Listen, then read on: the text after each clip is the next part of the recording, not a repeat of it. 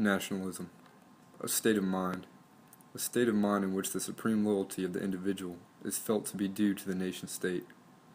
As the World Cup once again subsides, the world is recovering from an overdose of patriotism, sentiment for one's native country, passion that is fueled not only by a simple soccer match, but through the idea of supremacy.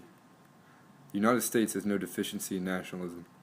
The political ideology has been socially conditioned into every U.S. citizen since the day they first set foot on American soil. The 4th of July, Bald Eagle, Founding Fathers, Thanksgiving, Harley-Davidson, McDonald's, back-to-back World War champs, Ronald Reagan, Statue of Liberty, baseball, the American Revolution.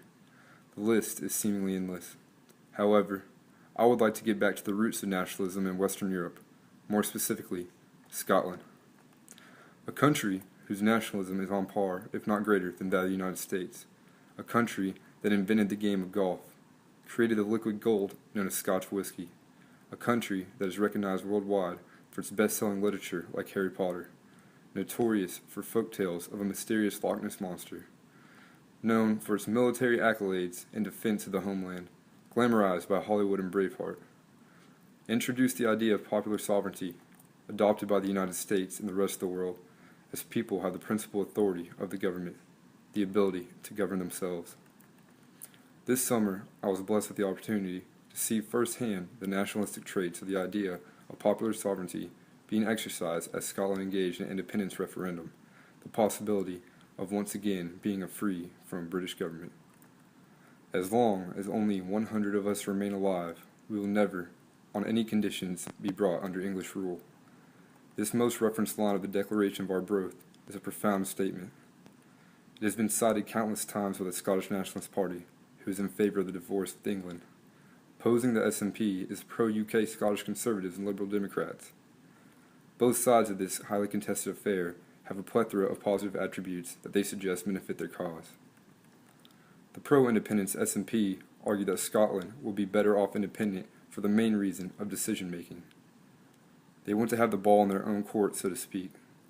By becoming independent again, Scotland would have full control over its own affairs in important fields such as nuclear and oil. On the flip side, the views of the opposition are simple. Scotland and the UK are stronger together. The amount of benefits that are mutually obtained between these two forces is substantially higher than what Scotland will have independent. Additionally, they argue that there are too many unknowns, such as the change in currency. Could Scotland thrive on its own in a new national currency? Possibly. However, why take the chance when the economy is currently on the upswing? When I was preparing for the Scottish studies trip, I was originally all for Scottish independence, my mindset being that if they have the ability to be independent, why should they not be? After spending a month long immersed in the country, corresponding with the culture, and studying both sides of this paramount issue, I have amended my stance. I am personally against Scotland divorcing from the UK for two simple reasons. The first being that they truly will be stronger as long as they stay partnered with the United Kingdom and through partnerships such as NATO and the European Union. The second reason is there are too many unknowns. The unknown of the future without the UK is a risk that is not necessary to take.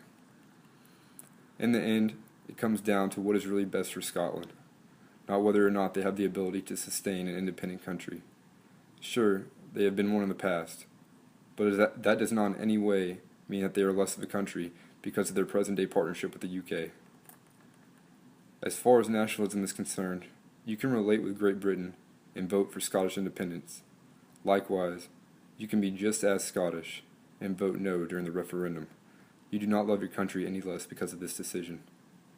Come September 18th, when the climax of the independence referendum ensues, regardless of how the vote ends up, I foresee a stirring of patriotism in Scotland. I most likely see the increase of passion in Scotland as an independent country.